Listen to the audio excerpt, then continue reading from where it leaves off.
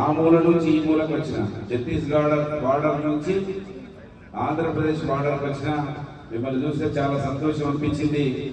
BP mandal గారి విగ్రహాన్ని తెలంగాణ రాష్ట్రంలోనే మొట్టమొదటిసారిగా ఆవిష్కరించే అవకాశం నాకు వచ్చింది.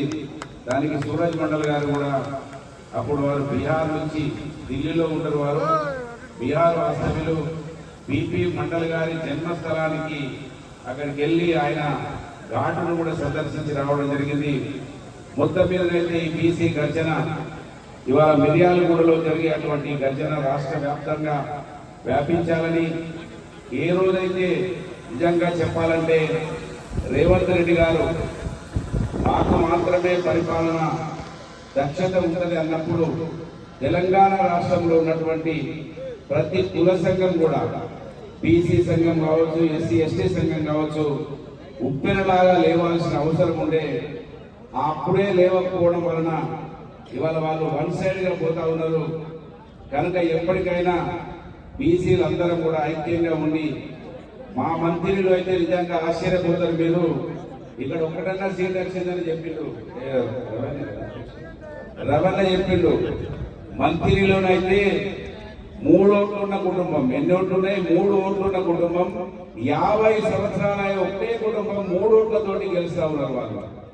ఒకసారి నాకు అవకాశం వస్తే అనేక సేవా కార్యక్రమాలు చేసిన, ఆ రోజులో ఎస్సీ ఎస్టీ బీసీలను దయ్యాలుగా భూతాలుగా చూపిస్తే ఇవాళ రౌడీలుగా గుండాలుగా చిత్రీకరించి 35 సంవత్సరాల ప్రజా జీవితంలో నేను ఉండి అక్కడ పోరాటం చేస్తుంటే ఇప్పటి వరకు ఒక్కటి కూడా నా తప్పిదం కానీ ఒక అన్యాయాన్ని కానీ వెలికి తీయకుండా ఒక ముద్ర వేసి, కుక్కలు చంపే ముందు ఏ విధంగానైతే పిచ్చి కుక్క అని ముద్ర వేసి చంపుతారో అదే చెప్పడం మంత్రిలో నా పైన జరుగుతూ ఉన్నది.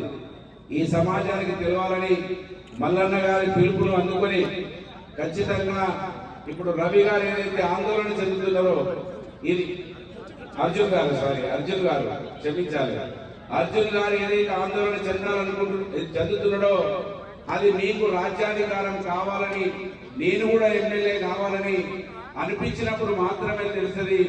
మొన్న ఒకటి ఏది టీచర్స్ ఎన్నికలలో అక్కడ ఒక బీసీ బిడ్డ పోటీకి వెళ్తే ఏ విధమైన అవమానం జరిగిందో దాన్ని విపులీకరించి చెప్పలేదు నేను, కానీ అది అనుభవించిన వాళ్ళకి తెలుస్తుంది. కనుక ఒకరొకరంగా ఇట్లా అనుభవిస్తూ అవమానపడుతూ ఇక్కడ వాళ్ళం అక్కడనే పడి ఉంటే మనకి ఎప్పుడు కూడా చైతన్యం రాదు. కనుక ఈ చైతన్యాన్ని ఇవాళ ఈ వేదికను అర్జున్ గారు త్యాగం చేసి మీటింగ్ లో అనౌన్స్ చేసి మల్లన్న గారిని ఇంతమందిని పిలిచి ఈ సభను నిర్వహిస్తున్నందుకు వారికి హృదయపూర్వకంగా శుభాకాంక్షలు. జై తెలంగాణ, జై బీసీ.